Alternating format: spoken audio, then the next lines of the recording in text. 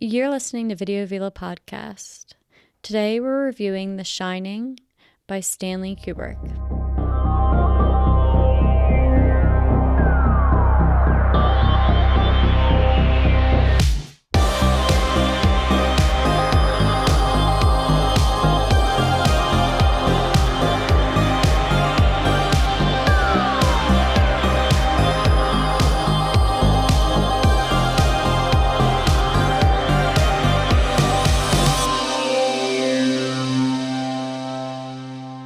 So I am Becca, as I hope you guys would know by now. And today I'm joined by my husband, Logan. Hello, hello. And in episode 4, we've made it this far. Yay, 4 episodes. We're talking about Stanley Kubrick's The Shining. This is one of the, I would say, probably most popular, expensive horror movies that have been made in the day or so. Definitely a classic. You know, you watch or look up any list of horror movies you gotta watch or whatever. The Shining is going to be almost on every single list. I mean, it is just a staple of basically just classic terror.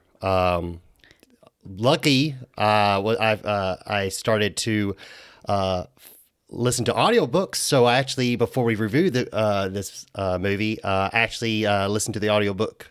So now I'm a little informed on how like the book actually ends and stuff like that. So it's kind of cool. So see how different the movie is from the book and stuff. So that was pretty exciting. Yeah, another funny thing is that, or something about this movie being a well-known horror film or scary movie, is that it came out in 1980, but it comes in waves. I feel like as someone with an older sibling, I saw a lot of movies that came and went in waves when my sister started to watch those kind of scary movies because she's 6 years older than me. So one of those movies that I would walk in and she was watching was It, which terrifying. You told me about that, yeah. And then this one wasn't with her, but it was with my cousin. I was at my cousin's house, and she has a sister that's also 6 years older than me being the youngest. And we were playing, and we wanted to go in the living room and play, and they were watching The Shining,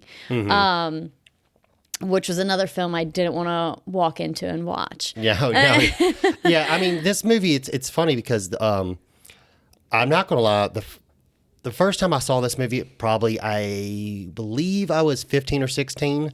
And, you know, like I said earlier, it was on those lists like, hey, you got to watch it. Because, I mean, I love horror movies now, but I was a scaredy cat when I was little. Like, I did not watch horror movies at all. I mean, if you want to get me to run out of room faster, just say you're watching a scary movie, my ass would be booking it. Oh, yeah, absolutely. And I came from a family that didn't really like scary movies either. Like, I think you've asked my dad before. Oh, yeah, your dad was like, no, I don't really want to mess around with horror movies. They get me on edge, and then I'd feel bad after the movie's over. Yeah, like, we'll watch action movies and stuff, but I just grew up in a household where, I mean, we liked your basic scary movies like Scream, the parody scary movies. Funny thing, Scream, that was actually the very first scary movie I ever saw, was Scream. Yeah, that was it's the first a good one. And it's I a good had nightmares. Just kidding. I closed my eyes. I remember I was so scared. I had to go back to sleeping with my mom and my daddy, and I get in bed with them. I was not 14 or 15 at that time, so this was much younger. But I remember I would close my eyes, and I would see my parents' corner of their bedroom with ghost face, and then I'd close my eyes and he'd be there in the corner. Yeah, scary. But I would see their bedroom. Like, it's almost like it was the weirdest thing. I was terrified. Ghostface never got to me like that. I didn't see it. Well, it shouldn't, to be honest. What's the scary movie where something comes up out of the drain? Is it Grudge?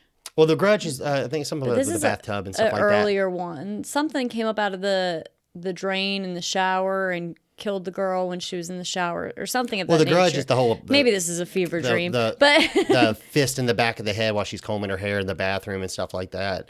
And then there's the little boy. I think there's like the little boy and stuff like that. I don't. Either really, way, yeah. whatever movie that was or whatever fever dream it was, had me scared of the bathtub for the longest time. Oh no, yeah, no. Oh no, you're talking. Oh, Nightmare on Elm Street. The hand comes out of the tub while she's in the bathtub. Is that what you're talking about? Does it kill her?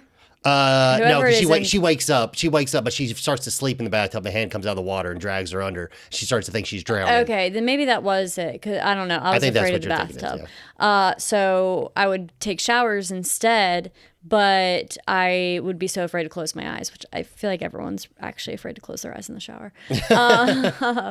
But yeah, so the Shining is definitely a movie that brings up all the other scary movies you think about that you saw for the first time. Oh yeah, and as a kid.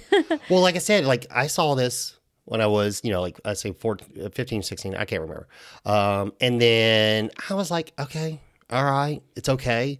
And then I watched it again probably when I was like 22 or 21 or something like that.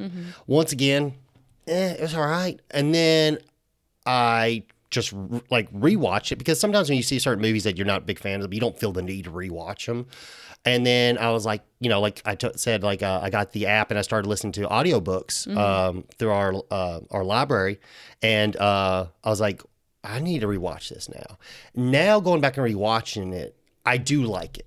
I think this is one of those movies and I think with some movies, especially, I want to throw the Carrie as well at this because when you rewatch certain movies as you get older, they hit differently. Oh, yeah. And this movie hit a lot differently. And it was also scarier this time because I guess I'm just mature. And so I look at certain things as like, oh, that's terrifying. Like the music in this movie by Wendy Carlos and Rachel Elkind or whatever. That music is a big part of the movie. That music without that music, this movie wouldn't be nearly as terrifying. And getting into horror like this also makes me think of almost like the early 70s with like a Dario Argento's Suspiria. The big part of the scary parts of that movie is the music. And this thing is just like, I think it's on par, like second best or whatever. Oh yeah. And like just terrifying music. And we've watched some documentaries about how the music in these movies, in any suspense movie, horror movie, action movie, it makes or breaks the scare. Oh yeah, that was the movies that make us when we were watching the Friday the 13th episode because they said this movie was unwatchable until they added the music. Yeah, I mean it's what puts you on the edge of your seat because you know something's going to happen, but you don't know when. But it's that.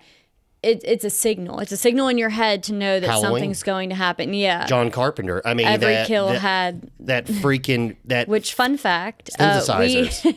Fun fact. That is the song we walked out, or the beat we walked out to our reception after our wedding too. Yes, because we did get married on Halloween. Yes. But yeah, I mean that. There's certain things as being older I respect more, and like I'm going to go back to Carrie just for another quick second. Like same thing. Carrie was on the list. You got to watch Carrie. You got to watch Christine. All these Stephen King classics, and I just listened to the book, and I just rewatched Carrie, and I'm telling you, Becca will say I'm a big titty baby, but because I cry over everything. But anyway, I watched that movie, and I was bawling in tears. I mean, the acting at parts of that movie it's just so good, and just the relationship between the mom and the daughter, and that just broke me. Like watching that movie just hard. Broke me. Oh, and now like it's literally one of my favorite movies now. Like it made the list as one of my favorite movies. It broke me, but I need to watch it. Well, it was so the acting is so good. And then also like that's in the 70s, you just like in the 70s you didn't get to be in a movie unless you were pretty. And movie's just full of like handsome men and pretty women, and it's not like the book as much. I mean, it's probably so far the one of the closest adaptations I've seen to the book. Except for the ending. I think the ending is just the only reason why they didn't do the ending was probably they just ran out of time. Because I mean, to finish the ending, you probably had another 20 minutes of the movie to actually tell the ending of the actual book. And I think, yeah, like I said, probably just budget and time for saying they probably couldn't finish the ending as the book. But like, it's just, it's, I don't know, it's phenomenal. It's just beautiful. And same thing goes this movie. This movie, it might not be as gory as, some horror movies, but I'll say it is beautiful. Oh, yeah. The Shining is just beautiful. The opening scene coming in and all the helicopter shots. The way the hotel looks on the inside. Yeah, no, it's beautiful. That signature orange, brown, and there's one other color in there, I think. It's orange and brown. That's the two key two ones. colors. Yeah. Mm-hmm. If I could make my living room those colors, I would. Oh, is orange brown? I think burgundy red or something like that. Yeah. Yeah, like a red wine. Yeah. Like that, yeah. But so how did you feel about the movie altogether? Like I said, I'm not gonna lie, and I'm not gonna put on any. I'm gonna pretend that I like it and like like I like horror movies. I've always liked The Shining. No, I hated The Shining the first couple of times I watched it. I'm not gonna lie. I was like, this is boring. What's going on? Like, and then now that like I'm in my 30s, I'm like, this movie's really good. Like, it's it's not one of my favorite horror movies by all time. Not even close. But I can respect the fact of how well it was shot. And just the acting is good. The music is phenomenal. So I do like it now, but I'm not gonna lie, I didn't always like it. Yeah, personally. What'd you think? Yeah. Yeah, personally, I love the way the hotel looks. I think some of the acting is good. Yeah. So Becca and my mom were on the same. They had thought the same thing. I was like, my mama doesn't like this character, and then you're watching the movie, you're like, oh girl, what are you doing? Why are you doing that? And now you all know who we're talking about without even saying the name. But altogether, I don't like the movie. There's nothing particularly wrong with it. It's, the director did a great job. Some of the actors did a great job. It's just a storyline that I don't, really care for. I like Dr. Sleep a lot more. Mm-hmm. And that actually kept me on edge, and I was interested in it. Dr. Sleep's that movie is very and it's good. Very different. It's very good, and it is very different despite, being about Danny and Toby is his imaginary friend, right? Tony. Yeah, but the thing is with the Dr. Sleep was that actually went more into The Shining. I mean, unfortunately. This just like The Shine. They don't talk literally, about it. The movie is called The Shine. So I guess this is what kind of gets me wrapped up. The movie is called The Shining, and I get it. I understand. It's the Overlook Hotel. There's ghosts in it. Events have happened in it. But you only really hear about this capability just a little bit. Yes, yeah, that's and then I think that's the biggest Dr. downfall. Sleep came out so much later, so you really had to know like the movie The Shining, which who doesn't know, obviously, to kind of like keep up with it. And I guess if I had one wish, it would be that they dipped into that a little bit more and toyed around with Danny a little bit more and what was going on in his head. Yeah, because that's the problem. Yes, this movie is good, and at one point in time, I get to be one of the people like, unfortunately, is like, okay, the book is so much better. Oh my God, the book is so much better. The book is amazing, and it's the things that like they change compared to the movie and the book. It's ridiculous. It's not ridiculous, but I just don't understand. And that there was I remember when I heard that Stephen King actually wrote a screenplay for the movie, and Stanley Kubricks just threw it away. And he was like, "No, I'm writing it." And it's so loosely based. It's just the idea of the book, and he kind of just wanted to tell his own story. Yes, certain things are similar and stuff like that, obviously, to get the main core of the story. Oh yeah. But in the book, he goes so much more into The Shining, and you get to see it happen more of what he's actually experiencing. Mm-hmm. Tony is in it, but you don't really see Tony till the end of the movie. Mm-hmm. And then you mean the book? Yeah, sorry, in the book, yeah. So you don't really see Tony till the end of the book, and the whole finger thing, that ain't in the book. The whole, even though it's a beautiful shot, but the elevator full of blood, that ain't in the book. Everyone say I know this is nitpicking, but everyone's like, oh yeah, the what's scary is those twins. They're not twins. One's in the book, one's 8, one's 10. It's little thing, and Danny doesn't even mess around with them. He don't even see them. And so in the book, he don't even see him in the book. Yeah, I think it was just the difference between the book and the movie was, again, it was seeing it through someone else's eyes. It was someone else's view and twist on The Shining. And the thing is, my biggest, I don't want to talk bad about it too much, but like my biggest pet peeve, and I remember reading an interview years later where like the biggest thing that Stephen King actually didn't like about the movie is they made Jack goes crazy too fast, and 100% that is completely accurate. Oh yeah, You even said that. I didn't tell you that. And that's the funny thing. You noticed it when you're like, what the hell's going on? Well, also, I wasn't paying the fullest attention, so apologies for that. But, I was like, wait a second. Why is he, like, losing it so fast? I had forgot that they do timestamps. They do, like, 3 months later or whatever it was. Then you're kind of like, okay, well, I guess it unravels. I mean, your winter is, say, from December to late February, March, depending on where you are. Well, yeah, Colorado, March, it's a little bit longer, which is where this is. So I'm like, oh, well, I mean, you don't really have that much time to lose it to begin with because you're only there for the winter. That's the thing is they kind of like the timestamps start to... They don't start to go and coincide with the book and stuff like that. But yeah, that's where it branches off into its own point of view. A lot of there are certain things. Yes, there's certain things like, okay, you did it just like the book there, but like there are little nitpicks like when he goes to the bar and he orders a drink, he doesn't drink bourbon, he drinks martinis, and it's a big deal because he talks about it so many times. He calls them Martians. It's a big deal in the book, and like and that's the thing is like, well, why couldn't you just make a martini? Like, like, why'd you change it to bourbon?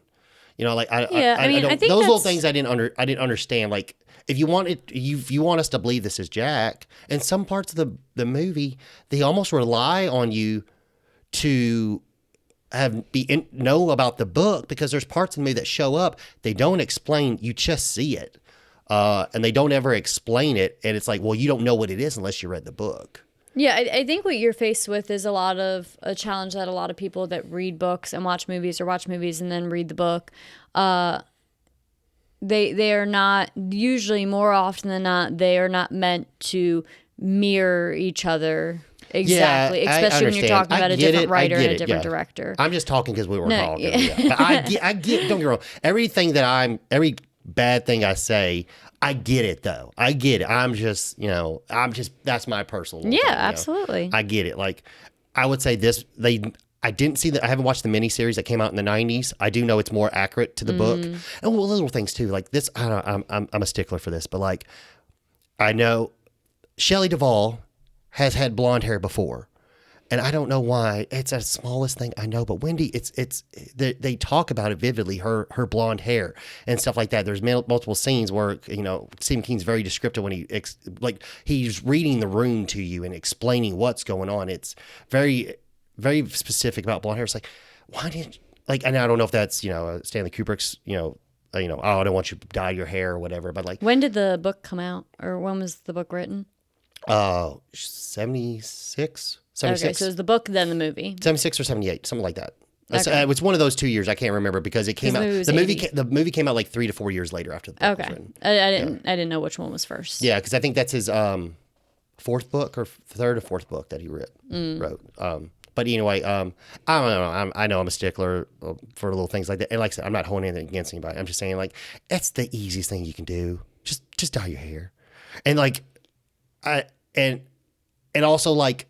The fact that they changed the roque mallet to an axe in the movie, I get an axe is scary, but I mean, if Jack Nicholson made it scary, the axe didn't make it scary, so just give him the roque mallet. I mean, and all right, I'm gonna stop shitting on it.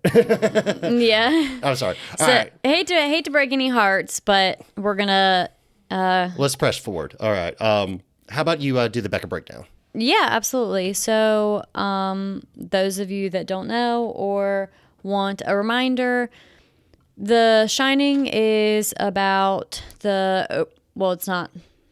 It's set up in the Overlook Hotel in Colorado, and the essence is that the hotel needs to be watched during the winter months because the weather is so bad that the employees go home and there are no residents at the hotel during the winter season. So they hire someone to overlook the Overlook Hotel.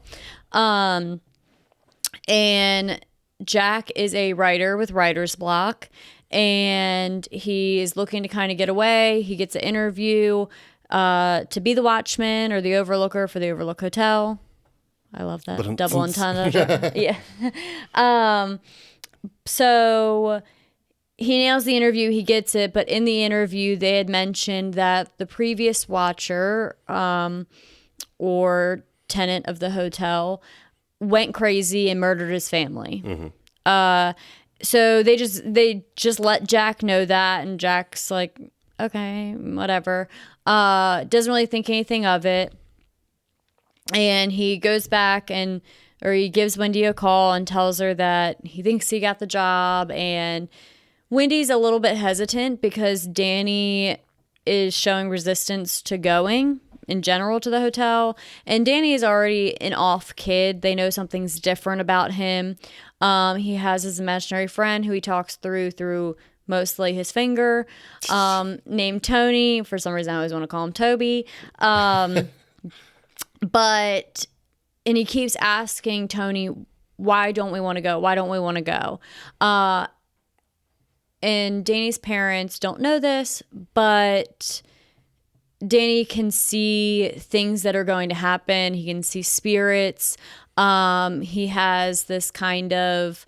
he can read minds. Yeah. That's another part of it. He can read minds. And he can talk telepathically with people that also have this skill or this... The shine. Yeah, the shine is what they end up coining it later on in the movie.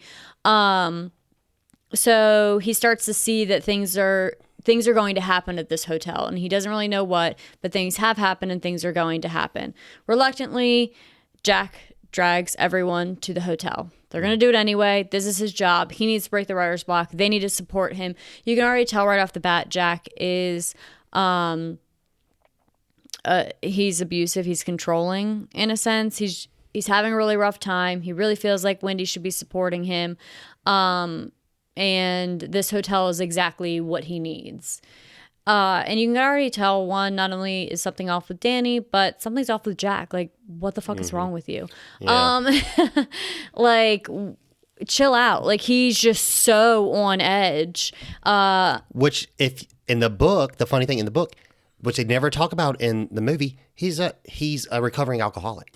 That's why you can tell something's wrong with him. Yeah, that's why he's on edge. I guess they leave it up for your own opinion. Like, what is wrong with him? Yeah. So ultimately, Jack becomes a victim of the hotel, is what they call it. And he ends up deciding he just needs to kill Wendy and Danny. Yeah. They gotta go. And you see that progress pretty much throughout the movie, ultimately to the end scene where you figure out how does he do it? Does he not do it? How's he trying to do it? And all these events unfold in this hotel that has its own past and its own, secrets and stuff. Yeah, yeah. That's a good breakdown. That's Thanks. Perfect. Claps for me. All right, so let's go right into it. But yeah, that's like you were saying, like, why is he on edge? Yeah, that's another thing is they talk about that a lot, and that explains why he is. That kind of explains the short temperament and stuff like that. Yeah. In the book is because he is ex-alcoholic, and he's trying so hard. And that's another thing is, like, in this movie, you don't like Jack. Yeah. I'm not gonna lie, in the book, I didn't mind Jack. Yes, he had his flaws, but he loved Danny. I mean, he loved Danny, and like we'll talk about later, but like he regrets things that happened, but nothing but he loved that boy. Yeah. And you don't really feel it in the movie. And I also think no offense to Jack Nicholson, he just automatically looks on edge to me Oh in my general God, as a person. He might looks fucking crazy. he in this might be movie. incredibly nice. Those eyebrows. Oh my but God. I meant like even outside this movie, like I've seen paparazzi pictures, which really you should never judge someone by their paparazzi pictures, but and just pictures of him being funny and silly and stuff like that, and he still looks psycho. Like he just sorry, but he just looks crazy. So right off the bat, he already looks a little bit off kilter. I'm going to assume that was how they wanted that to be anyway, and they just picked the perfect candidate. But and I don't know exactly like what year this is supposed to be depicted in. Do you know that? I don't think time is relevant in the movie as far as like I don't remember a year being said. Or like a decade or a realm of time. I don't know. I mean, based off the cars and stuff like that and the technology, I mean, yeah, you definitely it could be like late 70s or late 70s. I didn't know if maybe the reason why he is so aggressive towards Wendy is because there was a point in time where that is just how the household ran. I think you got to. And I don't know if we're kind of rolling out of those times in this movie. Like I said, if you read the book and you see him being crazy, you get why. That's the thing is like, which you don't get in the movie. So like, I understand more now why. I think the movie is he's just an on edge writer that has writer's block. Yeah, and it's driving him crazy. And the funny thing is like, once again, back to the book, and like I said, sorry. If you haven't read the book yet and you want, spoilers, I'm going to talk a lot about the book in the review, but he's actually, when he goes over to look at him, he actually gets almost his entire play written. And he also he's working on like a book. And like, he doesn't have writer's block whatsoever. This is a job that he needed a job.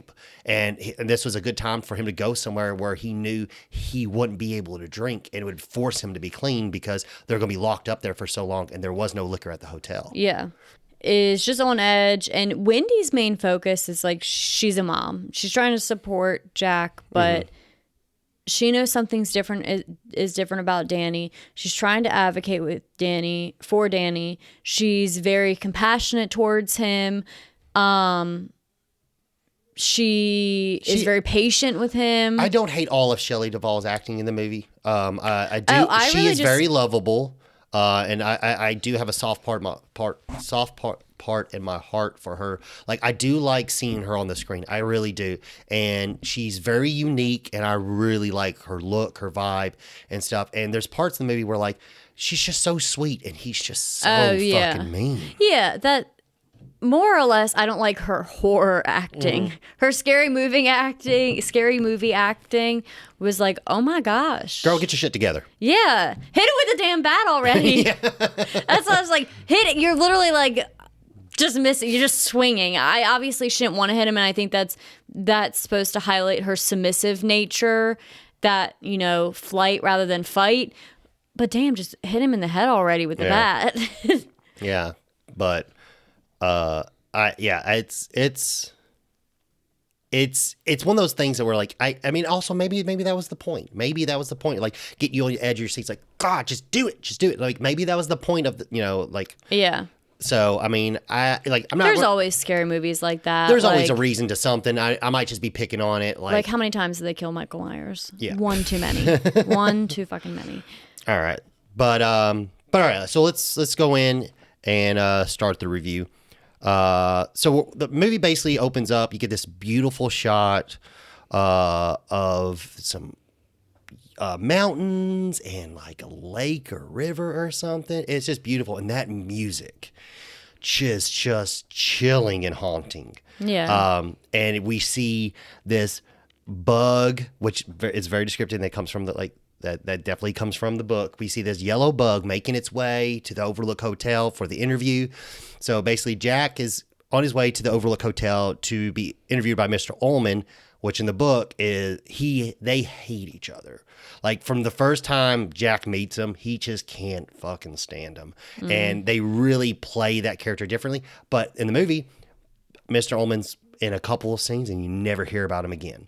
And Mr. Ullman has a little bit more to play with in the book. But Jack goes to meet Mr. Ullman, and we get the background where he basically explains them what the duties of the Overlook Hotel is. Is like, hey, there's damages from the winter. We need someone to kind of stay here to make sure that these damages don't occur and to keep up standard maintenance. Yeah, they just give him a rundown of here's this, here's that, here's the date when all the workers will be gone. Yeah. And then that's when he makes the plug about... He talks about the murders because he just wants to be completely open. Like, hey, our old caretaker, Mr. Grady, ended up cabin fever. Yeah, getting cabin fever, going crazy, and killing his wife and kids, and then with an axe, and then blew his brains out with a shotgun. I'm pretty sure that's where, if I remember, that's how it happened. But he's he doesn't care. Like, he's like, well, I'm glad to thank you. Yeah, you told me. He's like, well, do you think your wife and kid will be fine? And they're like, well, my wife kind of actually likes horror movies, so I think she'll like it. Yeah. Which is like, okay, I don't know if you would even the thing is, I don't even know if he actually even told Wendy, to be honest. Based off of the movie and stuff. But then we see little clips of Wendy and Danny at their apartment. Where they're living at looks fine to me. Yeah. It was described in the book as being like in a low, bad part of town and stuff like that. And I didn't really get that from the movie. Yes, it did look like a smaller apartment, but like I guess they don't go into much of his backstory of him being a professor. They didn't really care about all that. They just went straight to the point. Essentially, the hotel was the focus and introducing this skill, this shining. Yeah, the main character of the movie is the hotel. I mean, that's pure, and the same thing goes for the book, but like the main character is the hotel. So we see Danny and Wendy talking about it and stuff like that, and we get introduced to Tony, which is his imaginary friend on his finger, which is basically a imaginary friend that talks to him. He's depicted as like a boy that's like 10, because like Danny's like 6. Yeah. So the boy's like 10. And he's trying to like, he's giving him warning signs, and we kind of get a little bit like, well, do you think we need to go to the hotel, Mommy? And stuff. Well, I think your daddy really wants to go there, and he needs the job. And she's like, okay, well, I want to go if y'all want to go. Yeah, and then he goes in the bathroom to talk to Tony. And like, why don't we want to go, Tony? Yeah. And that's when he has the vision of, I think it's the blood rushing out of the elevator. Yeah, I don't remember if it happens at that point. I think that's one of the first visions he has where you're like, oh, that's what... Well, that's what's the wrong funny. with Danny. Yeah, that's the funny thing in the book too. Is like Tony explains to him in these vision and dreams, but unfortunately, he's giving him signs, but Danny doesn't know how to read yet, and that's a big point. That's a big part in the book. Is he's trying to learn how to read? About that. Yeah, he's trying to learn how to read so much because he wants to be able to read his signs that he's telling him, and it's like a mirror world, and that's why the red rum equals murder, because it's like it's backwards. Yeah. So that makes more like, they don't go into much detail in the movie about that, but that aspect, is unfortunate not to get to actually see stuff like that. In Dr. Sleep, you do get to see it, and it's awesome. Yeah. But obviously this movie came out 30 years before Dr. Sleep, so so then we move from this scene and we go forward to closing day, which is the day where they close down the hotel. Yeah. And the family's going to meet with Mr. Ullman, and he's going to show Mr. Ullman's going to show Jack and his family around to the hotel. There's certain little things that they need to know. Show them where the snow cat is and stuff. Do you want to say something? Yeah, which to me, I don't know if you picked up on this, and maybe I just was paying too much attention. But I felt like they kept splitting them up.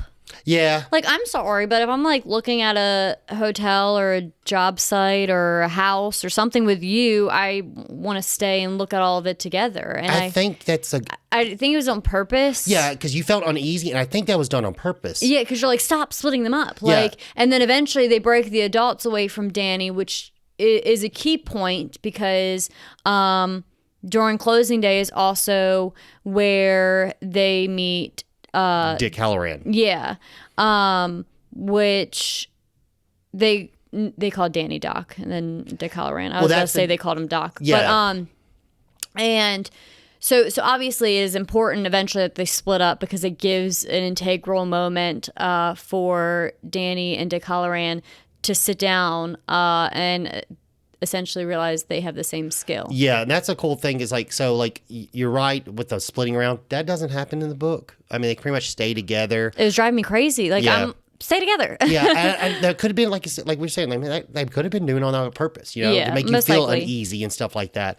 But yeah, and because that's a big part where that's when you find out Dick Halloran can read minds because he knows they call him Doc, and then And Wendy almost catches him because yeah, he's well, like, he says like yeah, and he just makes that. Well, he kind of looks like a Bugs Bunny, doesn't he? yeah, because she's like, well, sir, I don't think I've said that around you. Yeah. How do you know that? And that's in the book. That Yeah. part's in the book, and they go into more detail about it. But they basically they start slowly talking to each other, but with their minds. And then he's like, "Hey, do you like ice cream?" And then they once again, like you said, they split up, and they basically they start to discuss the shine and what it does Yeah. because that's Dick's word. That's Dick's mom's word. His mom. She had the skill too. She had the skill too, And that's what she called it. and that's it another made it funny less thing in the scary. book. He says he thinks all women have a little bit of the shine because of Yeah. their mother's intuition. Yeah. And he goes into a little bit more, detail about it, which is funny in the book. He keeps on making these jokes. He's like, you want to come with Miami with me? He's like, and he periodically he says it like 3 or 4 times, and it's really funny. And to the one point where in the book, that conversation's not had in the cafeteria. I mean, not had in the kitchen. It's actually had in Dick's car, and Wendy thinks he's literally going to steal their child. That's funny. And it's kind of funny, but not we don't really get that in the movie. We just get a little brief talk, and Danny's very quiet in this movie. I notice he's not the same kid that's in the book. Yeah. Which I think is once again, I think you're right. It makes you feel eerie and like uncomfortable, and I think was done on purpose. Yeah, and not only is Danny finally given a name to the experiences he's having and meeting someone for the first time that has those experiences, he also sees what's, the well-renowned twins in the blue and white dresses. Yeah. He's playing around. I think The billiard room or whatever, the game room, whatever it's called. Yeah. That's when he runs into him. And he keeps getting these senses, and you keep hearing the music, and then they end up flashing in front of him. Yeah. So this scene that you're speaking of, that doesn't happen, but there's a scene that's very good, which would have been awesome if they put it in the book. But there's a scene where they never talk about it, but there's a presidential suite. Mm-hmm. They never talk about it in the movie. But they go around. Mr. Ullman shows them, and he shows them the presidential suite, and it's very graphic. But like you see Danny look into the room, and then all of a sudden it flashes, and he just sees blood and brains all over the wall, and then it cuts back and he closes his eyes, and it's gone. And you find out that there were some mobsters or bad guys that were living in there, and people found out. Crooked people, and they found out, and they went in there and blew their brains out with shotguns and left. And that room was haunted. Well, I would like to tell you guys that if that was in the movie, I wouldn't watch it happily. But like yes, we get the twins instead, as everyone. I'm going to call them the twins because that's what everyone calls them. Yeah, it's what they're known for. Yeah, but yeah. So not only that, we hear about a specific room, yes. which Dick Halloran I'm going to assume, was not going to bring up. No. And he's sitting there talking. He read his mind. That's how he knew about the room. Which is room 237. You don't really, you can make assumptions if you pay attention to the movie up until this point. But at first, thus far, Dick Halloran is very friendly. He's talking to Danny. He's very sweet. He gets very stern with Danny. And he says, do not go in 237. Yeah. In the book, he goes in a little bit more detail about the room 237. And he just says it's bad. Yeah, in the movie. And then the one thing he does say is like, which is very important because they bring it up in the book a lot. But he says, you're going to see things since you have the shine. You're going to see them easier than other people. But other people can still see them. But you're going to see them easier. And he's like, in that room 237, there's bad things in that room. You need to stay away from it. And he goes, but if you do see something, he's like, Danny, it's just like a picture. It's not real. It's just like a picture. It's not real. And they build up so much. It's just like a picture and it's not real. But then we find out the hotel has abilities, and because Danny has the shine, it can connect to Danny stronger, and it's not a picture, and it can hurt him. Yeah. Which we find out later in the movie, but like it kind of builds it up in the book, a little bit more suspense, whereas like he's like, okay. Yeah, you're obviously pushing this agenda for a reason. Yeah, and he wants to let him know, it's like, you need to stay out of that room. Just stay out of it. And Danny doesn't speak. That's the thing. Danny he doesn't talk a lot. You know? Which is one of their concerns. That, like I said, they know something's wrong with Danny. He has an imaginary friend, which that doesn't necessarily mean anything's wrong. Like psychology-wise, they know fine. he knows things, and they don't talk about it. But their concern is he doesn't speak. He doesn't show emotions. He's very connected to Wendy. He's very attached to Wendy. But that's the only thing that they think is like weird about him in a sense, and his talking to his finger. And it's funny because in the book it's the exact opposite. He is a daddy's boy, 100%. He is glued. He loves his daddy so much, and that's another thing is there's certain things like even like I made note about it. He always calls him dad. In the book, he never calls him dad. He always calls him daddy. And I think the word daddy, I think it's so heartfelt, and it's so more playful. It's more childlike. It's childful. It's innocent. Yes, it's innocent, and there's a type of connection with, a child calling their dad daddy. Yeah. What's called and it's affectionate. And it comes through that one word. I don't know, but it's very. I also think that's a South thing for you. Probably. I mean, I'm 30 years old. I still call my dad daddy. But anyway, but yes,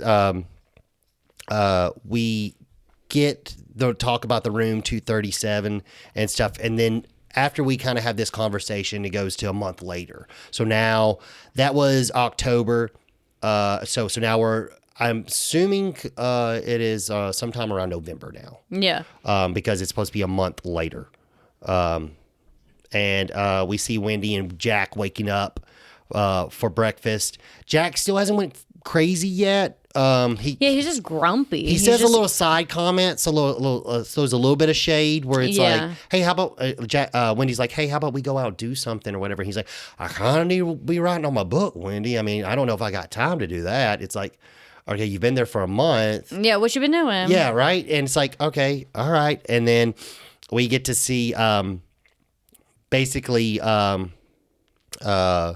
no, also, yeah, was he say something really nasty or so? No, she says something about, about his writer's block, and she's like, well, I'm sure he'll come up with something. You always do, or something like that. And she's like, well, yep, I guess it's just that easy, isn't it? It's like, all right, Dick, calm down. Yeah, he starts to just be super on edge, as if he wasn't already, on top of just being rude. She was being sweet, and she was just being confident. Like, I know she should have stopped being sweet a long time ago. My mouth is too quick. But yeah, you shouldn't. You shouldn't deal with that. No, and thank you. She was just like, I think it was coming like trying to be more supportive, and he was just he was reading it as more of naggy, and it was just like, okay, obviously it wasn't meant that way, but okay. Yeah, like Wendy's like, they're bored. They're cooped up in this hotel, and this huge hotel, and her and Danny want to have fun and at least enjoy it. They're stuck there too. Yeah, and then so then this scene moves on to where we see Danny and Wendy outside playing in the maze in the front of the hotel. That maze was so cool. It was a cool maze, not in the book. Not whatsoever. There's animal hedges in the book that come alive, and it was pretty freaking crazy in the book. I can kind of get where they got rid of that for the movie as far as just like time constraints. Well, and but they built effects and stuff. Yeah, and then that maze, obviously we're going to find out that plays a big part in the movie later on. Yeah. But yeah, we see them playing around in the maze and stuff like that. And then our next timestamp is Tuesday. So we know it was a month later, so now it says Tuesday. And we see Danny basically riding his big wheel around, and he drives past the room 237. Yeah, and you can tell he's kind of like drawn to it. Yeah. It's almost like when you're a kid or even when you're an adult and you're told told not to do something or you tell yourself I can't do this, it amplifies the fact that you want to do it.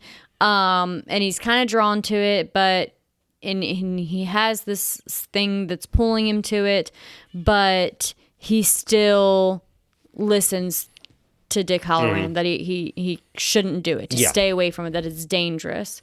Yeah, and then after that scene, we're moving forward to where we see Jack on his progress of typing the book. Him typing, and it's amplified on purpose. Yeah. It's this ominous, I don't know if that's the right word, but he's smacking on the keypads. Well, it's a typewriter. Yeah, that's another thing. You hear that go, and then you hear yeah.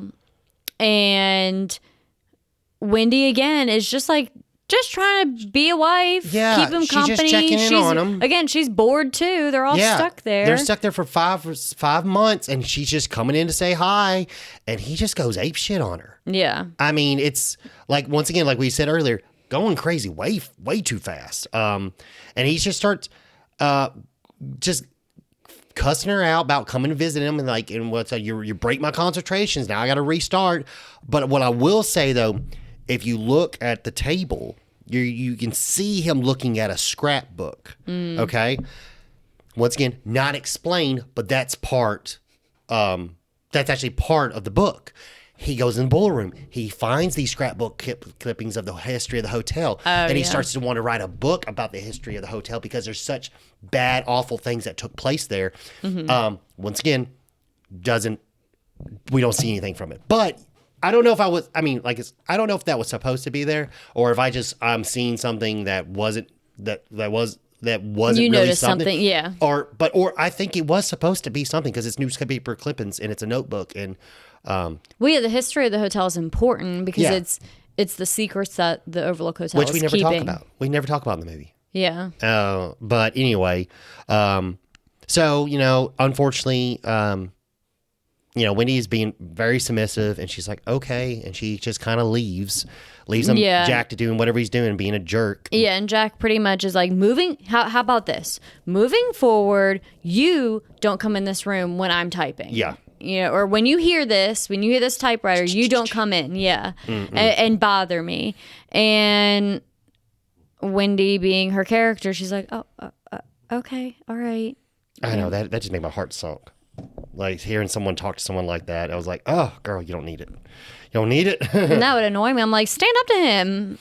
But what you doing? So then we see basically because she wanted to tell him, like, hey, it's snowing tomorrow. And he's like, what the fuck do you want me to do about it? Or what? Like, Like, I don't think he says fuck, whatever, but he goes off on her about it. But it doesn't. We don't get another timestamp, but obviously it's the next day because it's snowing, and we see a clip of Jack and staring at Danny and Wendy playing outside in the snow. So obviously it started to snow or whatever.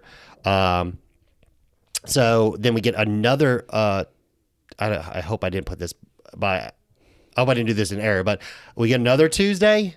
I could be wrong. I mean, it may have been a week by week play by. I kept missing the timestamps. Well, because then they start going to time. They stop going to days and they go to time. I didn't write the times down, but so we find out Wendy finds out the phones are down. Yeah. So I mean, again, whole reason why the hotel isn't occupied during the winter is because it's a nasty Colorado winter. And so she's using this radio dialer to contact the park ranger / police department via radio, and she just wants to know, like, hey, are the phones down? It's really bad up here at the Overlook. And they let her know that the phones are down, but to leave the radio on at all times. He says, just leave your radio on at all times if you ever need it. Yeah, just in case of emergencies, just leave it on. We'll contact you if we have any updates. Just leave it on. Yeah, because they say it might be out for the rest of the winter. Exactly, which she does, and that's good on her.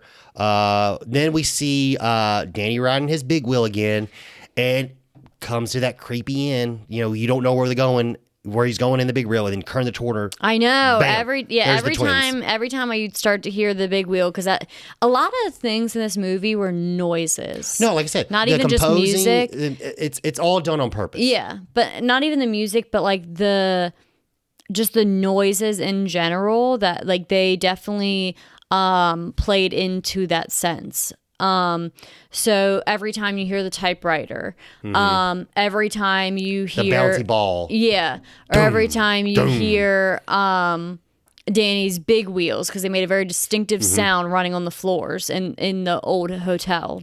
I don't know if you noticed, but like when he would stop and he would start again, he had to put like, it's like he like, oh, I gotta get a head start. He put a little spin on the tire. Yeah, he was just a little boy. It was the cutest little thing. It was like little boy, like, I don't know. It just seemed like a little boy thing to do. Like, oh, hold on a second, let me get a quick start. Yeah. And he's like warming up the tires or something. I don't know. I thought it was cute. But yeah, we get the flash of the two girls, and then we see the flash of them chopped up and blood all over the hallway, which is a great scene. And the freaking violin. Yeah. Like, oh my God. Terrifying. Which, 15, 16-year-old Logan was like, is that it? Where's the gore? Because that's all I care about. Because I'm stupid and young. But anyway. No, I mean, some people still just love the gore. No, I love gore too. But like when you're young, that's what. And like, I in my head, I was like, I need to make up for lost time. So I need all the gory shit now. And I'm like, I don't want to waste my time with The Shining. I don't know. I was dumb. But I'm an adult and I'm not so dumb anymore. So so then we get another time stamp, Monday. Okay. Danny goes to the to get his fire engine in his room, and we see Jack just sitting on the bed being fucking weird. Yeah, so you get this sense that pretty much any time that Danny wants to have any involvement with Jack, it's weird and it's uncomfortable. And that's done on purpose, obviously. Yeah. Jack despises Danny. He thinks again, something's wrong with him. What are they going to do with him? He takes up so much of their time. Everything's about Danny. God, in which in the book, you don't get that. Oh my God, Danny loves his dad. Loves him to death. And it's almost to the point where Wendy is almost jealous of the relationship. And where she's just like, man, like the point where like, so there's a little thing. I mean, they pretty much switch roles. Yeah. I mean, I think you're right. Jack's biggest grope is that Wendy's so busy with Danny. Everything's about Danny. I think he goes on a tangent at some point, like, oh Danny this, oh Danny that. What are we gonna do with Danny? What's gonna happen with Danny? The whole doctor scene. Like, yeah, you need a doctor. You think you need a doctor? Yeah. Oh God. But it's because there's even little mannerisms that Jack does. So apparently, I don't know about this because I've never been addicted to anything or whatever, but like he used to be alcoholic, and there's a thing that he does, a nervous habit where he always has a handkerchief and he wipes his lips, and he actually wipes his lips so much it causes him to bleed. But Danny will wipe his lips for no reason, just because his dad wipes his lips. Oh yeah, I mean both of those are real things. Anything involving your mouth can become an oral fixation. Yeah, it's got to be some kind of oral fixation. And as well as, like, it's a hand-to-mouth type fixation as well, or habit. And then also, it's extremely common for children to mimic anything their parents do. Yeah, I mean, I agree with that. Your kids are usually your number one fan for several years there. I like everything my dad did, I did. Like, for example, my dad used to take us to Burger King for breakfast, and he would always eat half of his sandwich, half of his tater tots, and then he would save them for the dogs when he came home to give the dogs a treat. And I did the exact same. I had half my sandwich, half my tater tots. Those dogs were living life. No, that's why they were fat as shit. But anyway, yeah, and so they have a little conversation. He's just basically like, I would never hurt you, Danny. Did your mommy say I would hurt you? And that's kind of throwing back more to the book, because Danny has hurt him in the past, and we're going to learn about that later. But Danny has hurt him in the past, and that's a big deal in the book, which we do not really see too much of it, but one scene in the movie. But he's like, no, Daddy, I don't think you would ever hurt us. And he's like, okay, that's good. So we move forward, and in a lot of these scenes, Danny is just simply being a kid. He's being a kid, and then he's interrupted by this power. He's interrupted by The Shining while doing just normal kid things. So we roll forward, and Danny's doing another kid thing. He's playing with his cars in the hotel. It's Wednesday now. Yeah. Another next time stamp. It just says Wednesday. I'm going to make the assumption it's probably going week by week at this point. God, If it's day by day, he's genuinely losing his mind way too fast. Which, I mean, some people just go on psychotic breaks and lose their mind. So I'm not a psychologist. In the book, there is a day where he goes crazy. There is the day that he goes crazy. He starts slightly losing his mind, but he's like, he has a grip on reality. Peak. But there is a day, December 2nd. That's the day he goes crazy. That's how all the shit goes down. They don't really make reference to that in the movie. So, but like I said, Danny's usually caught up just being a normal kid, and then just either The Shining kicks in or friggin' Jack's being crazy. Poor kid. But so yeah, he's playing with cars, just keep him busy at the hotel. And he just so happens to see that room 237 is open. Yes. So there's the key in the door and it's open, which it's been closed. It's been locked, and the office is the keys. Yes. So and that's not supposed to happen. It's been locked. He was told, not to go near it. Or not to go in it, not to play with it, not to interact with things from it. But he didn't, and it's open, which you hit this point where you're like, ooh, like, yeah, and that's not supposed to happen. And then it cuts to the scene where Wendy's in the boiler room messing around with the different pressure gauge and taking notes and stuff like that, but which is kind of funny. It definitely they played. She didn't get hired to keep the hotel. That's another thing. Is she doesn't do that in the book. Yeah. That's Danny's job. That's Jack's job. And so it definitely, like you said, roles have definitely been reversed. A lot of the things that Jack did were given to common, Wendy in the movie. I feel like when you're comparing those two things together, they switch roles around. But she needs to let, she's taking care of the steam and stuff to make sure the boiler doesn't get too much pressure in it and stuff like that. And then she hears Jack screaming, which that does happen in the book. Jack is sleeping, and she does wake up. He does wake up to her, and he's having a dream about him being young and his dad abusing his mom. And that's he's reliving that. Mm-hmm. In that dream, he's reliving what actually happened to him. Moment, and that's why it's so scary, because he wakes up and he's like, "That's the worst dream I ever had. I thought it was real. Like I relived this in my life, and I never want to think about that again." Not what he dreams in the movie. In the dreams in the movie, he's killing his family.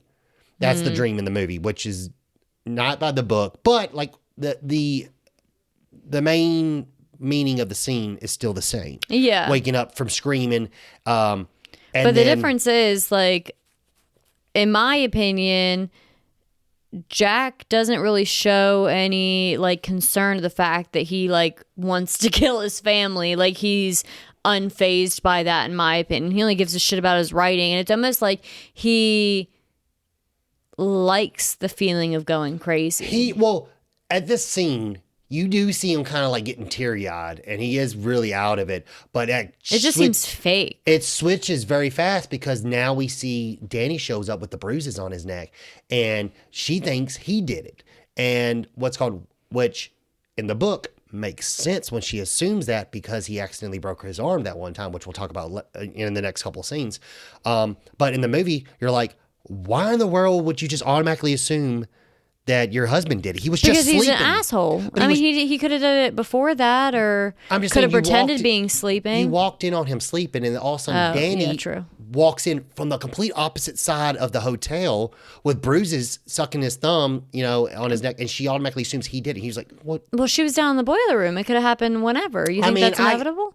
Or you think that's impossible? I think that's a little far-fetched, because it makes it look like it just happened. Obviously, bad people will find ways to do bad things, and Jack proves that he's crazy. All right, I'll give you a half point for that. I still stand by it. No points, half points, all the points. I stand by it. But yeah, then so he's just like, what the hell's going on here? So it doesn't really, we don't get a lot of emotion out of that scene, and the book is completely different. He's fucking pissed about her. He's like, like, you will never let this go. You won't ever fucking let this go. That one thing I did forever ago. I'd never hurt that boy. But we learn more about that in the next scene, because now we see him randering through the hotel, and he's pissed. He's fucking doing his Jack Nicholson, like, yeah, and just fucking, like, he's trying to throw a jacket on and he's shit. Just like, he just has this crazy demeanor to him. And like I said, sorry, Jack Nicholson, if he's an amazing person, but he just seems crazy. Yeah. Anytime you look at him, this movie, he's definitely. I just meant in general. I know what you're saying, but yeah.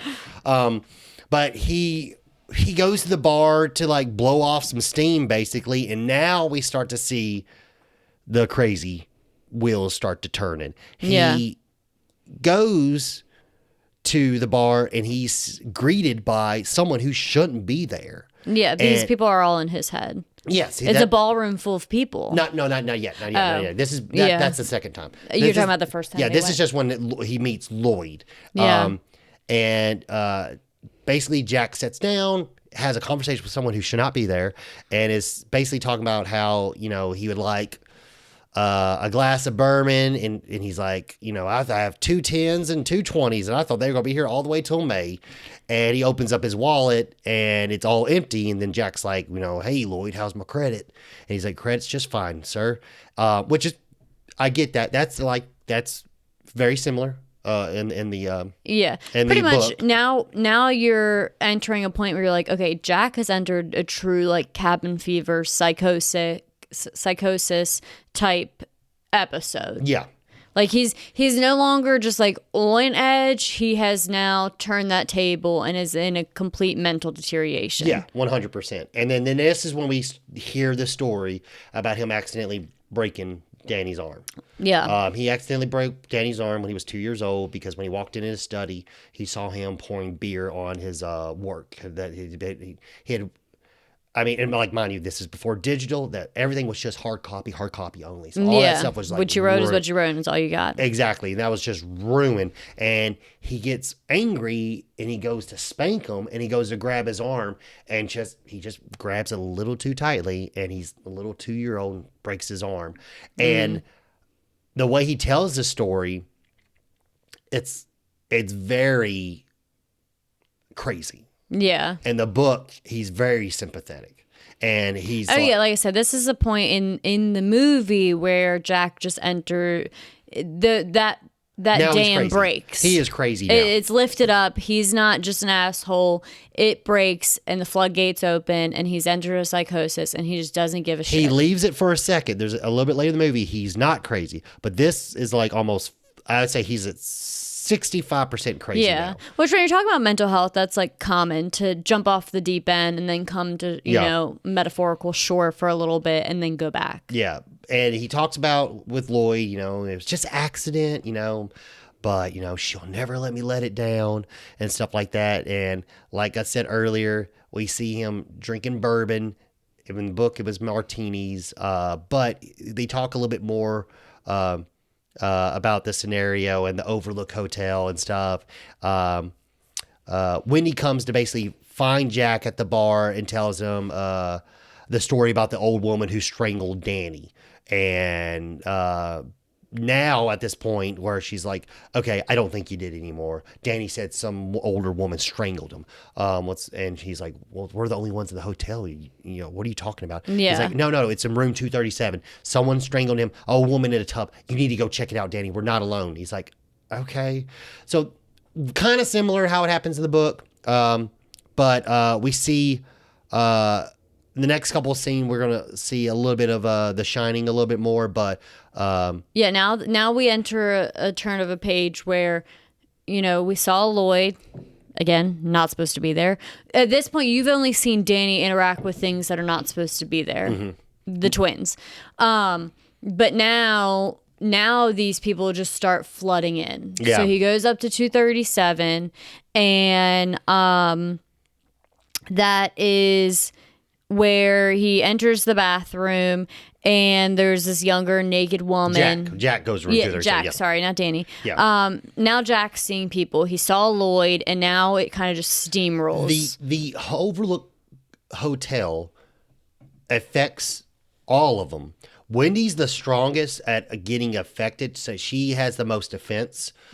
Jack has his problems, so that's why he's easily influenced by the hotel. Yeah, and then all children are extremely susceptible to things of that nature. Yeah, and also since he has the shine, he has a closer. They can affect him more. But now we see Jack get a little bit more taste of the hotel's power, where we see him basically go into room 237, which in the book, yes, I didn't say it earlier, but it's room 217. Apparently they want the Overlook Hotel. I guess they don't have a room. The real hotel that they shot in, Yeah. I guess they didn't have a room 237, but they did have a room 217. You mean? So you mean they had a room 237? They Because that's didn't- what's in the movie. They didn't have a room 237. They had a room 217. That's why the hotel made them change it to 237. So stayers wouldn't think that room was haunted. They didn't want it to affect the business of the hotel. And they You knew this movie, but we don't want people to take it serious. They kindly accepted that and whatever. So they changed the room number. That's funny. But yes, we see him investigate the room, and he sees a beautiful woman in the tub. Obviously, she shouldn't be there, and Obviously, she's naked. yeah, and She's she in the is very tub. naked. And she basically comes out to greet Jack comes out to greet Jack, and he's seduced by her, and then they have a little makeout session to just zoom out. Now it's an old woman rotting corpse. Yeah. Disgusting. And I will say they did a good job because the visually seeing this versus with the book, I mean, it's pretty close. Yeah. It's pretty nasty. Which it's kind of funny, like, in the books and stuff like that to movies, there is a lot of backstory that you're not going to get in the movie. Oh, It yeah. explains a little bit more. Like, there's another scene Then you later. end up a ridiculous long movie. Yeah, then, which that's why it's like this movie, like they made it a mini series. I really think this movie, hands down, I think they should remake this movie now. Somehow, I believe if HBO Max was able to get the rights to this and redo a mini series now, I would think it would be fantastic if they got like someone like Mike Flanagan or whatever to do it. The guy who Hit him up, Logan. Eat that money up. I'm just telling you, like. This you can make the book to movie now. You can do that with our technology that we have now. And if you made it a miniseries, you get to tell everything. Yeah. It would be phenomenal. And I don't know. Maybe when I become a fancy director in 10 years in the future, maybe I'll do that. But Yeah. I don't think that's what we're going to happen. Get it. But yeah. But so he doesn't tell Wendy about it, though. No, he lies to her. Yeah.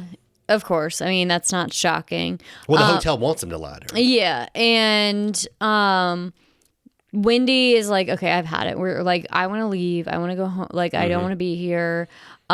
She's really trying to convince Jack that. And obviously, Jack doesn't give two shits about what Wendy wants anyway from the beginning. So they're not leaving. And you see this point now where, like, you see the wheels turning in Wendy's head where she's like, I'm just going to leave without him. Yeah. Like, I'm going to take Danny and I'm going to leave. And then Danny's scared. So Danny also contacts Dick and tells him he needs help Yeah. by using the shine. Yeah. So we're kind of like waiting on what happens after him contacting Dick and Telepathically, telepathically. But then we basically see Dick goes to check. Next scene, we're going to see Dick goes to check in / Jack is going to go back to the bar, but we see Dick contact the Rangers to check in on the family because Danny's been speaking to him. But he doesn't know. He just knows he needs help. So he Yeah. doesn't know what's going on, but he has a strong feeling something's going on. And Jack at this point starts feeding into the hotel. Like, again, he's let loose. He saw Lloyd. He sees the woman in the bathtub. He's not going to leave the hotel. He's given this job, and he guilts Wendy into this. He's like, they trusted me. This is my responsibility. You don't know anything about that. Like, he gives us this big old speech. And he just starts feeding into all these things that the hotel has started It's to growing show him. stronger. Yeah. The hotel is getting stronger and is affecting him more. Through, Jack's belief in it. Because Danny at this point has kind of ignored it, stayed away from it, whatever. Had accidental run-ins, but Jack's like, fuck it, essentially. Then after that blow up, we get Jack's getting pissed off, whatever. He's going to go back to the bar. And this time there's a party going on. Yeah, like a full-blown Party. event. It is people. Obviously, it's a different time, which in the book that there is a party going on. There are people there, and it is a different time and stuff like that because it's supposed to be a certain time. Well, yeah, I think it's it's like back- 1920 something. Well, or no, it's 1940 something. I can't remember the exact, but it's supposed to be 1940 something because they make reference to it in the book. But he goes back to the ballroom to the ballroom and goes to the bar to talk to Lloyd. Jack orders some more drinks, and Lloyd basically says it's on the house, and which that happens like in the book, you know. Yeah. So he's like, "Hey, I got my money now." He's like, "No, Mr. Lawrence, it's on the house." And Jack kind of is like, I kind of want to know who's buying my drinks. I'm kind of a man who doesn't take lightly to just people buying him things. Which, I mind need to know you, where it's he just coming asked from. he just asked If he had for credit. a front Yeah. from the bartender, and Yeah. now he's like, I want to know who's paying for my drinks. I'm a man that needs to know that. And it's like, dude, you just asked the bartender to front you. Yeah, and in the book they make it's the hotel, and the hotel is a person in the book, and he's like, this one he like I said, we're talking about. He's probably like 75% crazy now. Yeah. And he basically, it's like the hotel has been looking out for you, and the hotel has a job for you and stuff like that. And he's like, so it's on the hotel or whatever. He's like, all right, okay, all right, and then he goes to look around, and he runs into Grady accidentally walks into him, spills stuff on him. Which, mind you, Grady is the man that murdered his family, the two twins that Danny keeps seeing in the hallways and stuff. Yeah. And it takes Jack a second to realize Grady. He doesn't because he doesn't know who he is yet, because he's just like, well, you know, he spills the drinks on him. He's like, this is, I don't know, alcohol. It says drink. Yeah. This is going to stain. He's like, let me go clean you up. So they go to the bathroom, and he says his name is Grady. He's like, Grady, huh? He's like, Dilbert Grady? He's like, that's right, sir. He's like, aren't you the person who murdered his entire family at the Overlook Hotel? No, sir, that's not me. No, sir. Yeah. And he's just kind of like, he's like, it's like, now he's trying to use now logic. It's like Jack got jacked. Yeah, he's kind of like he's trying to use logic now. He's not. He doesn't know he's crazy, but he knows there is some truth. You know what I mean? He doesn't know that he's not making them. He's not making the mental capacity. Like he knows that Grady is real because that's a part of his reality. Yes. That's that's something that Mr. Ullman told him. That is a part of Jack's reality. Coincidentally, it also is reality. Yeah. It's the Grady did, Mr. Grady did murder his family there. So he's almost like baffled when Grady is like, no, sir, I don't, no, what are you talking about? And then Grady basically is warning him, there's a person showing up, and they use some very foul language to describe the person who's showing up, which is basically Dick Halloran. He's hinting at someone's coming to save them, and that your boy is being a trouble for the hotel, and you need to take care of it. And he tells a story, well, I took care of my children, tried to burn the hotel down, but I took care and disciplined them very well. And also my wife, I had to discipline her a little bit too, but they're right as rain. They've come along. He's like, and I'm sure your boy and your wife will do the same once you discipline them or whatever. Yeah. Which essentially is him admitting, I am the Grady that you're thinking about. Yeah, he doesn't say he murdered him, but he just basically says, I took care of it. Insinuates. Yeah. And, go ahead. Yeah, so, and Jack's kind of just like agreeing with it. You get this point where you're like, okay, well, now you're just like, you're a ghost and a crazy person talking to each other. So there's that. Yeah. But then we cut to the next scene where we're seeing like basically Wendy's trying to plan her escape. She's talking to herself on how she's going to escape. Danny is in some kind of trance that Tony put him in to keep him safe. After he saw the woman, he's like, basically Tony's taking over, and he's like, you're only talking to Tony now. Danny's not here. And Tony is a good person. In the book, Tony's a good person. That carries into Dr. Sleep as well. Yeah. But he's basically trying to keep him mentally safe because he doesn't need to see this stuff. He's taking care of him. Jack comes back from the bar and hears the Rangers on the radio, because remember, they had to keep it on. Yeah. And now we hear, because the Rangers are checking in. He's checking in. He's trying to dial out to them. Yeah. And we see basically, I think he takes out some transistors or whatever. Transmitters or I don't know, whatever. But he sabotages the radio. Not how it happens in the book, but whatever. He ends up breaking the radio in the book. Yeah, so we see that. So Dick is not able to get a hold of them. So Dick takes it upon himself. He's like, all right, well, I'm going to make my way to the he flies hotel. from Florida to Colorado. Yeah. On his way, he calls. That's a really cool place that's a really cool storyline in the book. That those chapters where they talk about Dick on his way. Yeah. Oh, great stuff. Great, Yeah. really cool stuff happens. Really cool things happen, which we unfortunately don't. But yeah, so he calls his buddy and he's like, hey, I need a snowcat. Do you have one available? And he's like, a snowcat? Where are you trying to go in this weather? This is the worst, weather Yeah. we've seen in a while. Everything's out. And he's like, the hotel. I got a family up there that is taking care of the hotel, and I just got to check on them. Yeah. And it's a cool thing, but okay, so I'll give you a little, I don't want to go too much off tangent, but like in the book, we get these cool stories where he gets on the plane and Danny's giving him these flashes of the shine, and he's giving him a headache, and he's rubbing his head, and this woman's like next to him is like, hey, are you okay, sir? And he's like, oh, it's old war injury. I've got a metal plate in my head or whatever. And she's just like, people with, it's stolen valor to basically talk about things that didn't happen when as far as the war goes or whatever. And he's just like, looks at her. Well, he finds out like she's got a little bit of the shine, and that's why she was like, I call bullshit. I know she's reading his mind. I know what's wrong with you. And we have another person later on in the journey because he's driving the car. Yeah, I mean, the book is essentially about the real power, the shine, the shining, versus this is kind of like about a hotel and the hotel's secrets, and it's introducing you to a little boy and an adult that have this power. Yeah, well, because then also, so it's so intense because you're like, all right, come on, Dick, get to the hotel. So the next incident is he's driving. So now he's made contact. He's got a car. He's driving. It's snowing, and there's a car turned over, which we see in the movie. But he actually gets waved down by that by the sheriff or policeman or whatever. He says, no, this exit's closed. You can't drive anymore. You need to turn around or whatever.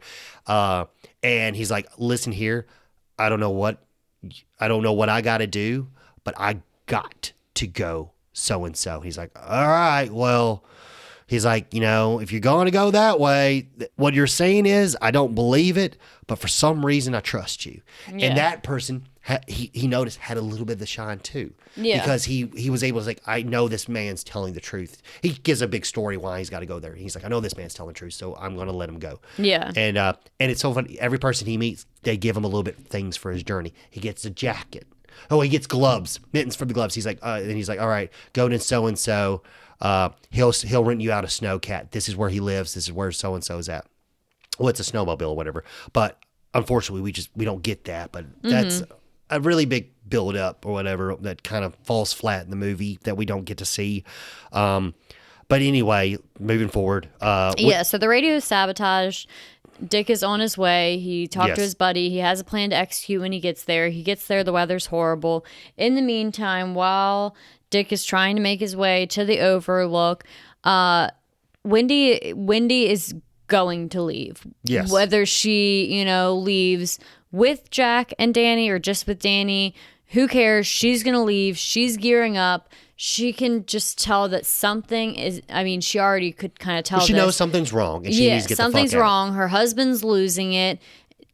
She needs to get things done. But, Wendy is pretty much of servant to her husband, Jack.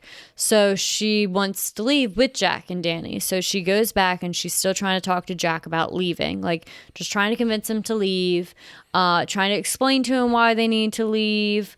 And then she finds the pages. Yeah. She goes to find Jack is a doll boy. She goes to find Jack, tell him, hey, I'm sorry. I'm leaving with or without you. Yeah. And then that's when she finds the pages, the book that he's been writing. She's been hearing him type it on, and it ain't nothing but just one phrase and one phrase only. Jack is a doll boy. Just over and over again. It's no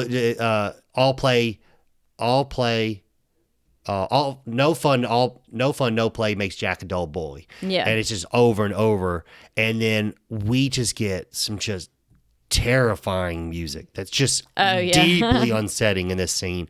And Jack confronts Wendy and he's just like, don't you like what I wrote? Don't and stuff you like my that. book? And she's just like, I gotta go, Jack. I'm sorry, I gotta go. And they end up getting into a fight, and you just hear throughout that fight and him talking to her, you hear this just creepy voice effect where it sounds like multiple voices at once. And I made a note on purpose because at the end of the book, once Jack has quote unquote died and the hotel's completely taken over his body, he starts to speak in 5 different voices at once. And I was like, oh man, it's like, obviously they knew of it to put this effect on his voice. Yeah. It's the hotel talking. Yeah. That's the hotel's voice. So, the music is very unsettling. Then they get into this fight. And again, this is what I mentioned in the beginning. Wendy is like, she's crying. Jack's, mimicking her in a sense, but also trying to like negotiate with her. They're going up these tall, this tall staircase or whatever. Like a cross-cut staircase or whatever. Yeah. And she just keeps swinging it into nothing. Yeah, and swinging and missing, swinging and missing, holding the bat by the middle. You know what I mean? Not even like. Yeah, like she, is a little bit taller of a woman. It looks like, and a little bit longer arms. Yeah, she's very tall. So if you're talking about, I love MythBusters, she could have just really just knocked him out by holding the bat right and just knocking his head off his shoulders. Well, yeah, because you were. Well, you were talking when we were watching the movie. You're like, just hit him. And she hits his hand. She's like, all right, she didn't even hit him that hard. I swear that didn't hurt. Yeah, because it's funny because I'm someone that says "ow" over every minor inconvenience. You throw a pair of socks at him. Ow, that hurt. Yeah, so I'm not one to talk in that realm, but for this movie, I am. But yeah, so they make it towards the top of the steps. So you're like, God, please, gosh, please, just like hit him.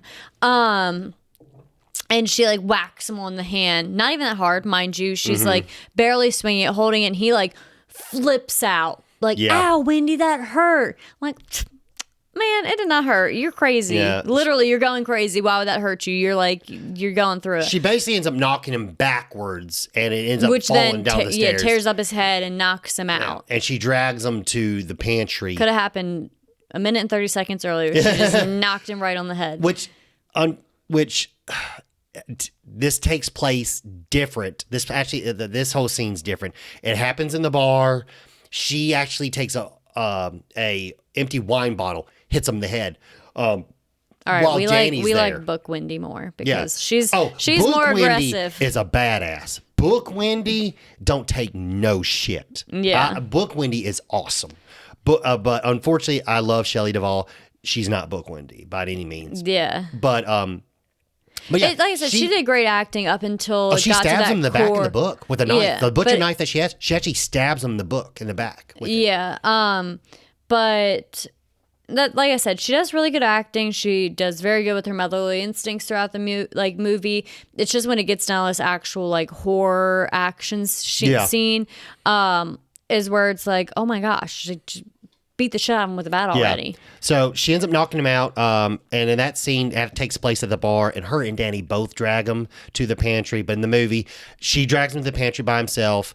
And it's weird. There's little things like when she's trying to open the pantry door, and she keeps on forgetting to pull the linchpin or whatever that thing is called. That's actually in the book. That's in the book, and I'm like, well, you chose to put that in the movie. Well, these little things, it's the weird how you cherry picked or whatever. But she ends up basically putting him in the pantry and locking him in there and's like, I love you. I'm leaving with Danny. I'm sorry. I'm going to go get help. I'm coming back for you. Yeah. And he's just like, he's basically just being crazy, trying to make her feel bad. And he's just like, I'm taking the snowcat and leaving. And he's like, good luck taking the snowcat because I think it's the transmission or whatever. He's just tore it up. Totaled the snowcat. It's not going to ride now. Yeah. Run now. And she's like having a meltdown on the other side of the door. He's trying to like negotiate with her, and you see him. He develops these like in this scene particularly. He develops these like switch personalities. Yeah, he starts switch personas. Yeah, he's trying to convince her to open the door and play. He's trying to like. Like we'll just forget it ever even happened. Like this never happened. It's okay. And she like grabs a knife, but then like it's it's very common for horror movies to do this. People always should run faster, hide Yeah. better, hit better, Yeah, whatever. It happens. But she's just like sitting there babbling like a baby outside the pantry door. Like, get moving, girlfriend. Yeah. Like, you got places to go. And also in this movie, like, also mind you, this was the most expensive horror movie. This movie was made for almost $20 million. Back in the day, horror movies were, if you were lucky, if you got $2 million budget on your movie. This movie was made with $20 million. And it also was a big deal because it opened up horror movies for other famous directors to say, hey, I want to take a stab at it. Yeah. And it was a big freaking deal. Yeah. So, I mean, definitely, if there's some more art behind it, and I get what they're doing. It's making you feel unsettling, and it's written on purpose, and it's, to be honest, it's doing the job. But yeah, we see basically next scene we're seeing Grady's talking to Jack and telling him he needs to take care of his family, and he knows exactly what he needs to do. Yeah. And basically Jack's like, all right, I know what I'm supposed to do, but I can't do it in here. You don't need him to remind me. I messed up once, but I won't mess up again. So Grady ends up letting him out of the pantry, which that happens in the book. But he also gives him the roque mallet, which is like it's like a crochet mallet, but it's a little bit different. But in the movie, where he gets the axe. But we move on to another scene. It cuts to Dick's on his way in the Dick's on the way in his snowcat to the hotel, which we get a little clip of him in the snow and stuff like that. He's making his way shortly to it. And in the meantime, since obviously Wendy couldn't leave, she, I guess, passed out. Yeah, it just takes a little nippy nap. What? No. Again, get moving. What you doing? Well, they can't go anywhere, but I don't, at least try. Do something. Go hide somewhere in the hotel besides where you've been staying at. Don't just go to sleep. Well, that's the thing, is she goes back to her room and they hide in her room. It's like, yeah, she locks the door and but here's the thing, is and... okay, he knows where you're at. Why don't you go to another room he doesn't know you're going to be go in? into 37. Just kidding. No. But yes, we see the whole famous red rum behind backwards, and you see it says murder. Like I said earlier, means so much more when you find out in the book, when Danny finally is able to read the word murder and stuff like that. It means so much more because there's these scenes where they keep on going back in town buying him more books so he can learn how to read, and he's being so proud of himself because he also wants to do it for his dad because his dad's a writer. He knows it's important. But we see the red rum, famous murder scene. Red rum scene or whatever. And then, bam, Jack is out front of the door with a fucking axe, tearing it down. Yeah, now you get the famous. So the twins were famous. Yep. Red rum, murder, famous. And then you get the... Here's Johnny. Yeah. When he busts the axe fully through the door. Doesn't happen in the book. By the way, he doesn't say that, but yeah. He's busting through the door with the axe, and he's almost in the bathroom. Danny's able to get out of the window, but Wendy can't because she doesn't fit. And all of a sudden, he hears the snowcat pulling up, and he's like, oh, shit, we got company. Yeah. And so he decides to leave the bathroom before he actually gets his way in because Mr. Halloran, aka Dick, has shown up, and motherfucker. Yeah, I was sad. Bullshit. Halloran does not die in the book. Yeah. He saves him. He's so cool in the book, and they kill him in the movie. Yeah. I can't, like I said, I've seen the movie so many times. Not so many times. I've seen the movie, and when I read in the book, I'm like, oh shit, he don't die. Because I was waiting for him to die, and he don't die, and I'm like, oh, fuck yeah, man. Like, the ending is so good. But no, that's not what we get. Basically, he gets chopped in the chest with a fucking axe. In the book, he has like I said, the roque mallet, and he ends up beating him in the face, breaking his jaw, but he doesn't die. And then Jack is trying to find Danny now. So he runs outside and follows Danny into the maze, where basically, in a nutshell, he gets lost in the maze. Long story short, Danny outwits him and is basically able to reverse his tracks and hide. Yeah, because I mean, the thing is, Danny and Wendy have been going out and playing in that maze now for months. Exactly, which it does seem like Jack's never left the hotel. Yeah, he hasn't. It had a hold on to him. Yeah, and so Wendy's going around the hotel now while this is going on. Yeah, so she's like trying to find Danny, and she's going up the steps and looking up at the ceiling, like. But yeah, it's like, Wendy, he ain't gonna be up in the ceiling. You sent him out the window. Yeah, it's and maybe it's just supposed to be just her frantic or whatever. Well, he ends up making his way back into the hotel or whatever. No. Sorry to take it. That's later when he hides in the almost like that kitchen cabinet thingy, whatever in the hallway. But yes, so basically when he's going through the hotel, looking at different rooms, she sees Mr. Grady with his face split open. Yeah. Which is very weird. She runs in. She starts to see all the things that everyone else has been seeing in the hotel. Yeah, so now she's getting affected by the hotel, and she basically sees. Okay, I looked into this. I know now because of reading the book. She sees the man getting oral sex from a person in a dog suit. Online, people said it was a bear suit, and I'm like, okay. Oh my gosh! So like the funny thing is, guys, but.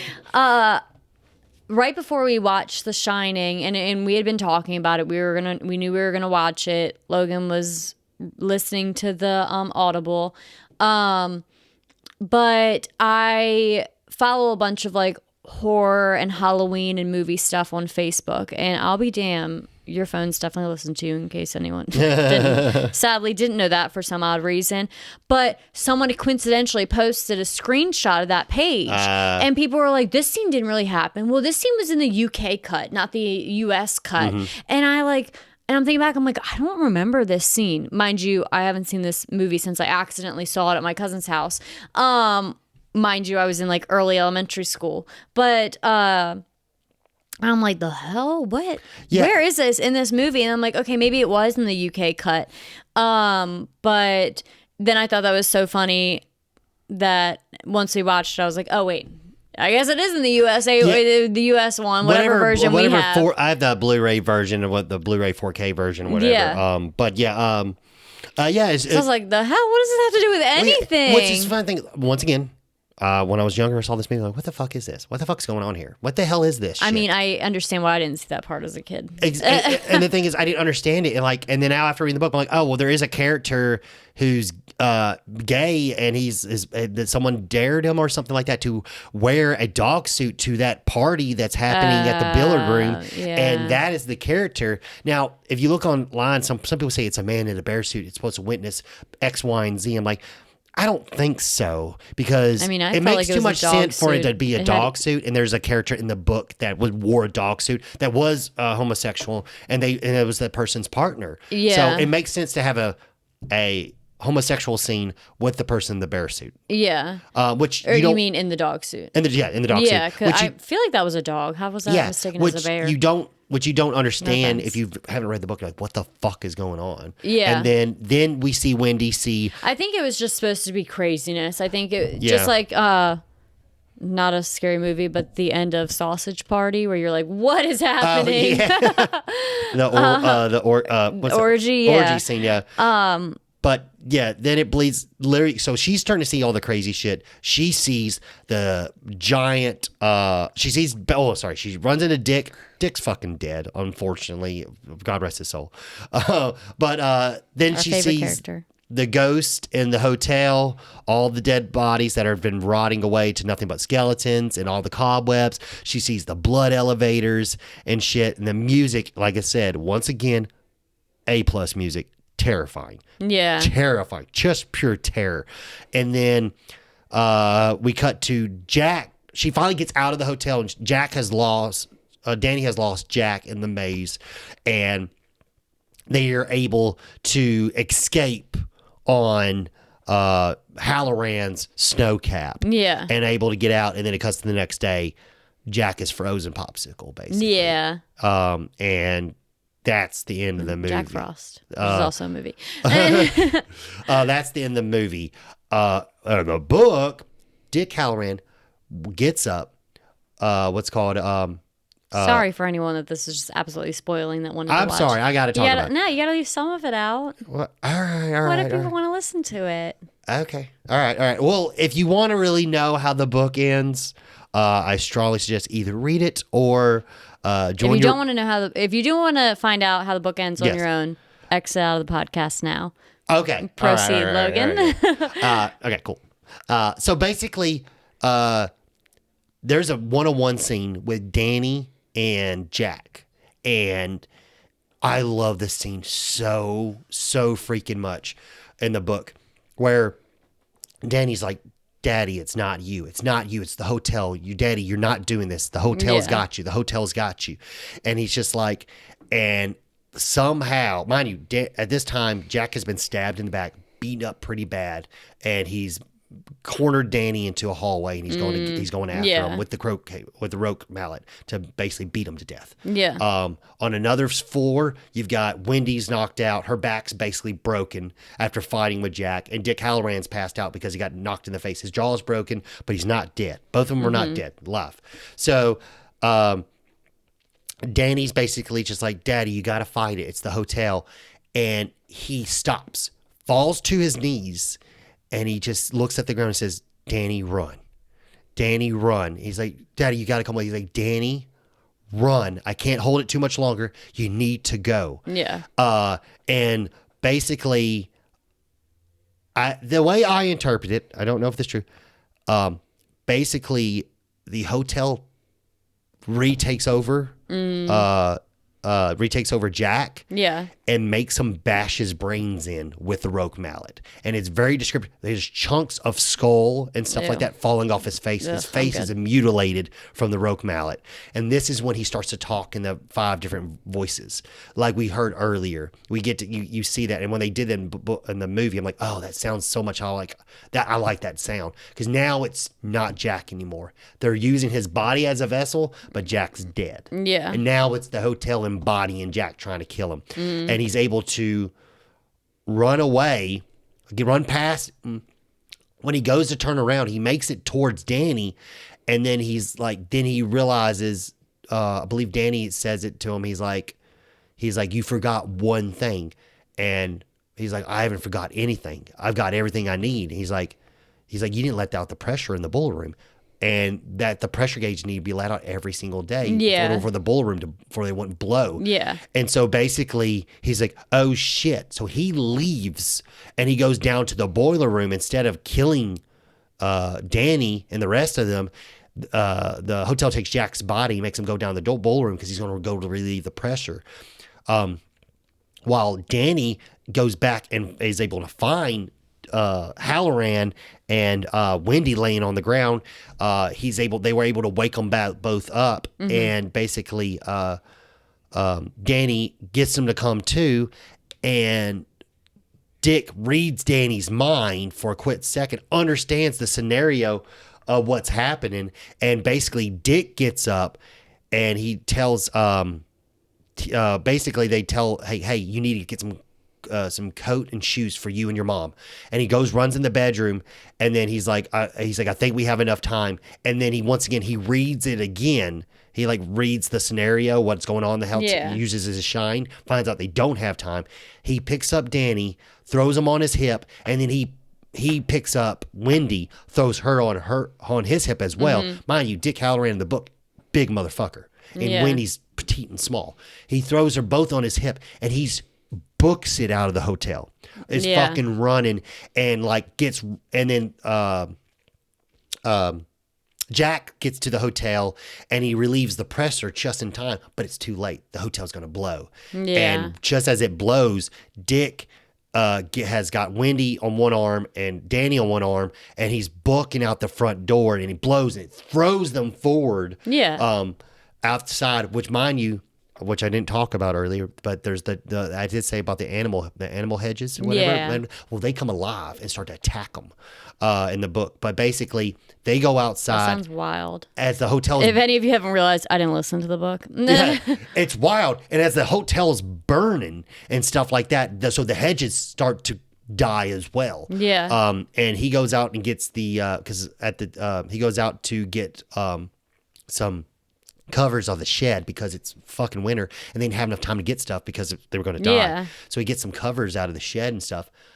The shed is a part of the hotel as well. Yeah. So the shed's not on fire. So the hotel tries to manipulate Halloran while he's in the shed to tell them to bash their brains in and go. And there's another rope mallet in the shed, and he's trying to tell them, "You need to kill them, Halloran. You need to kill them." But fortunately, Halloran's strong enough, and he's able to get out of the shed and no, I'm not going to do that. Yeah. And then they end up escaping and happy ever after. Woohoo. But man, the book's ending's fucking wild. Yeah, I can tell. It was great.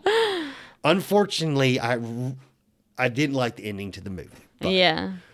That was my book rant. I'm sorry if that took too long. No, you're all good. We gave a fair warning prior. Yes.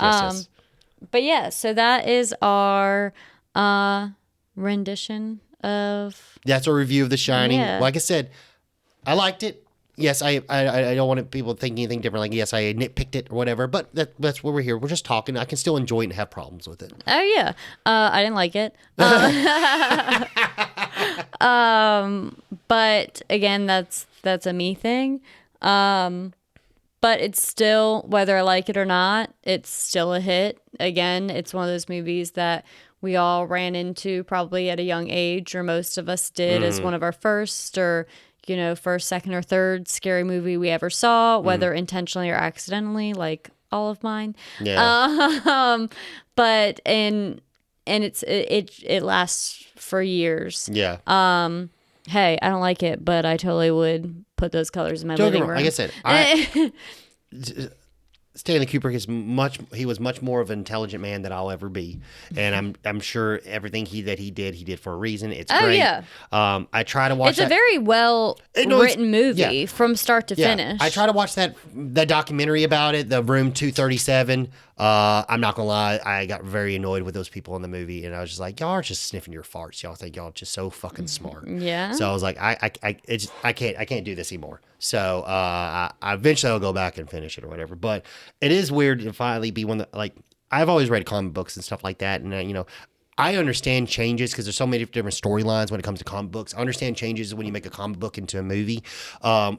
This is like the first time I've ever done a book and actually listened or read to the book, and then go back and then saw the movie and understand it. Like, that's a different beast there. Yeah. And it's so interesting to see all these Stephen King movies adapted into movies. And my goal now is to go back and watch a lot of them and see, like I said, we talked about Carrie earlier. Carrie was pretty on point. There's only a couple of hands and things that were not in the book. The ending was different.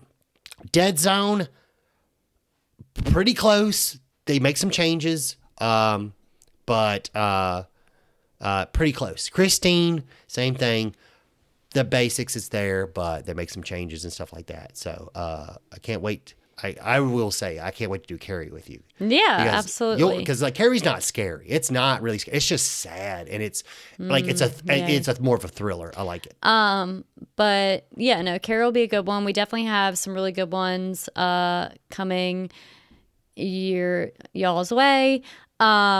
We also are super duper excited to announce that you can listen to us on YouTube now. I haven't done it yet. Yeah, well, that will get done. I will get to the point of putting it on YouTube. Yes. I found some methods on doing it, even though we don't video I thought we had uploaded there. That is my bad. But when we do, you will just get to look at our wonderful emblem or symbol. I have some ideas of what I can do so far until we can. Our goal in 2023 is to do video as well. But yeah, yes. That's long term. But shortly here, y'all should be able to at least listen to us audibly on YouTube. We know that's a big hit for some people, rather than Spotify or Apple Podcasts and things like that. But as always, you guys can, if you don't already, follow us on Instagram. Follow, subscribe. For hot and ready updates, just like Little Caesars Pizza. And when we're releasing episodes, as well as just fun tidbits about us and things that we randomly post here and there that we do that are movie related. Yeah, and thank you guys for listening to episode 4 of The Shining. As always, whether we love it, like it, or hate it, or are neutral towards it, we're still going to share those movies because why not? It's always good to talk about it all.